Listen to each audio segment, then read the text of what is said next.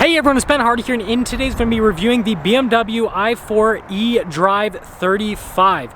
Before we get into this video though, a huge shout out and thank you to the BMW of Pleasant Grove, Utah for giving me some time with this i4. I'm going to include a link to their inventory in the description down below so you can check out what they have currently. And by the way, there is a lease special on the i4 right now where you can get a $7,500 credit if you take out a lease on it. I believe the lease deal ends at the end of this month, so if you're looking to do that, you should probably do it sooner rather than later.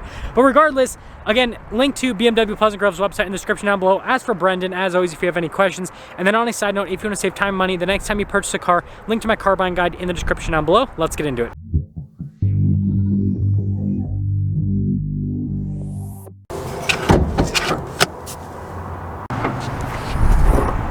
So the eDrive35 has a 70.2 kilowatt hour battery pack that gives this 235 miles of electric driving range. We have a single electric motor setup, which puts out 281 horsepower and then 295 pound-feet of torque. Now, before we go over the front end, I do want to mention, if you want to see more videos just like this, then I recommend you subscribe because I post content every single day. And also, this car literally just came off the transport truck, so it's not going to be the cleanest. Deal with it. So starting with the hood, you guys can see distinctive body lines there on either side. And then coming down below, this is pretty much like regular 4 Series. You guys can see it's got the 4 Series grille. Obviously, it's more closed off because fully electric. And then you've got the same headlights as well. I love the design. But notice that the BMW logo, it's blue to signify, well, this is fully electric. And putting it all together, for a fully electric car, I think it looks really good. So come around the side here, our tire wheel setup is 245/40/19 in the front, and then 255/40/19 in the rear. And then you guys can see with the wheel design, you got the silver there with the metallic gray. I think that's a really sharp look. And again, notice the BMW logo, it's got blue on it. I think that's pretty cool there for aerodynamic efficiency. And then you guys can see the trim here at the bottom. Notice how that's darker. And then we've got the door handles, which are like flush with the bodywork. And putting it all together, proportions and everything, I think it's a good looking car from the side. So here's our key fob. We have our unlock function or lock function, the opening here for the trunk, and yeah, that's it. Now the i4 does happen to be a hatch here in the rear, so you guys can see we've got quite a bit of storage space, and the opening is also very large. Look at the cargo cover, how this is built in from the factory. I think that's pretty sweet. And then also, it's the storage underneath, but tons of practicality. And then when you're all done, just press that and that will lower the hatch right back down. Really cool looking taillights here on the back, and then you guys can see eDrive35 there. And look at the BMW logo with all of the blue, and then of course the i4 badge. And we've got parking sensors here on the rear as well. And finishing things up, again, it looks pretty much like other 4 Series. Now taking a look at the door panel here in the rear, you guys can see the trim here, and then look at the leather trim down below. That's very sharp looking. Got a little storage space as well. And then here are the seats themselves. Notice perforated all down the center portion. Legroom here in the back is really solid. We got a little cargo net right here, and then you can see we've got some vents, we've got our own climate zone, and some USBs. And then headroom back here is also really good. Oh, and don't worry, we also have a cup holder armrest.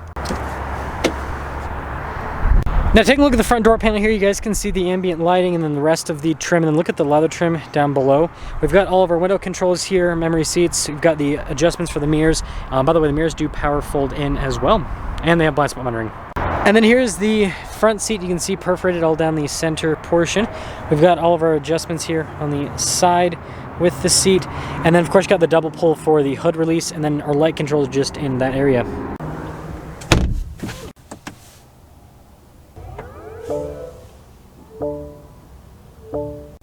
Now taking a look at the steering wheel itself, you guys can see the leather trim all around. You got the heat steering wheel button, by the way, on the steering wheel. And then we've got controls for like your phone controls, voice command controls, cruise control on top of that, and then the regular stocks here on the back. And then taking a look at the gauge cluster itself, it obviously has all the important information, so like how fast you're going, you can see how much power you're using, how much range you have, and then the state of charge. We have 100% currently, and so I like the overall design that they have.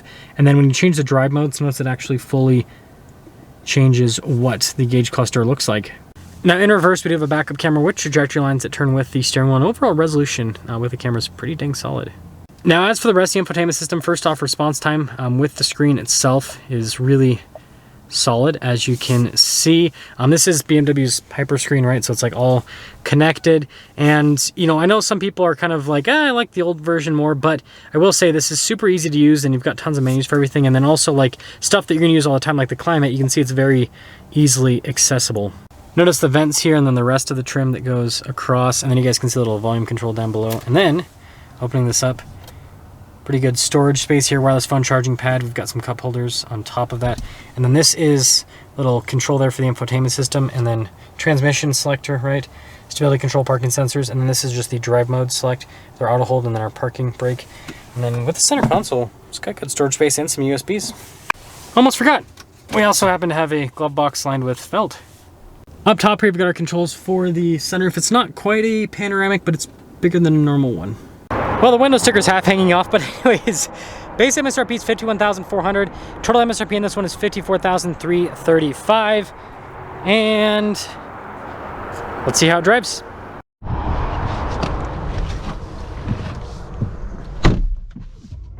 Let's talk about visibility before we set off. Here's your visibility over the hood, both of the mirrors, which do have blind spot monitoring, and throughout the rest of the rear. And I guess we'll clean the window off a little bit there with that little streak. Anyways, let's set off. I feel like I've driven pretty much every single version of the i4 at this point. So it'll be interesting to see how this one drives. Obviously this is a single electric motor setup. This is kind of like your, it's supposed to be like your good range version. And something that I've noticed about the i4 is that you can get better range than what the EPA states with the car. Like when I had one of these for a week, I think its stated range was like 220, 230 miles. And I was able to get closer to 300 miles of range, like real world range. So I'm not sure why it's so underrated. But again, I've noticed that like, it seems like every single car outside of like Tesla gets underrated. So conspiracy? Potentially. Anyways, in terms of how this actually drives, smooth, it's quiet. It's a very good experience. Again, if you like how the BMW 4 Series drives, then you'll like how this drives, because it pretty much feels like any other 4 Series. It's just obviously doesn't have, you know, either a 4-cylinder or an inline 6 under the hood, so you don't get those same, you know, sounds. And obviously the response is completely different, right? It's just smooth versus, you know, you do get quite a bit of low end torque out of like the inline 6 especially, but this is just instant with the torque, right? Yeah, overall I think they've done a pretty good job with the overall ride quality and comfort and everything with this. It's a good luxury EV.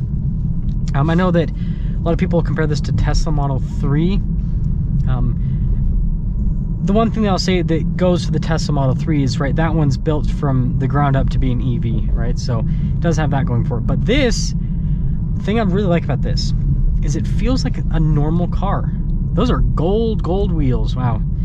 But seriously, this feels like a very normal car. Like the controls feel normal. It's very user friendly. The Teslas, you don't really have that. Like once you get used to them, you get used to them. But like it's taken me, you know, quite a bit of time to like, because I've had to review quite a few Teslas to now like I can jump into a Tesla and I'm like, okay, this is how this stuff works. But I remember the first Tesla I reviewed, I was like, what? It's like there's a learning curve of the car. Whereas this, I feel like I can just get in and a regular person can get in and they can just figure this out. Okay, we're in the sport mode, so we got the interesting sounds that they pipe in. Well, not pipe in, but the sound effects. Anyways.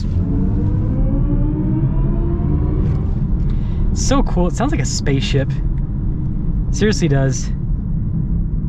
I like the regen, because then it just like slows you way down. I could just like, I like accelerating in this just because of the sound.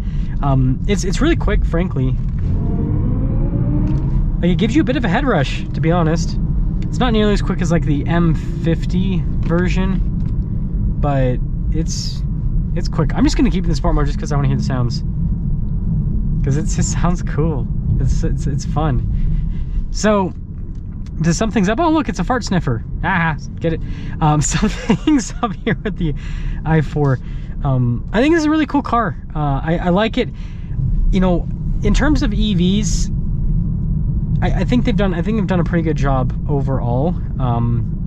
Just again, making this like, basically it's an electric car, but you don't have to deal with a lot of the weird electric car stuff in terms of like it seems like everyone that makes an electric car, they have to make it super weird. Like, you don't have to do that, and I think BMW's proved it with this i4. But let me know if you'd buy this or if you'd buy a Tesla. Again, this, you know, even though I don't think this qualifies for the federal because it's BMW, but this, you know, BMW has their own. Again, they've got their $7,500 credit right now on this with a lease, so you get the same credit as if you would, you know, purchased a Tesla. So yeah, let me know which one you pick.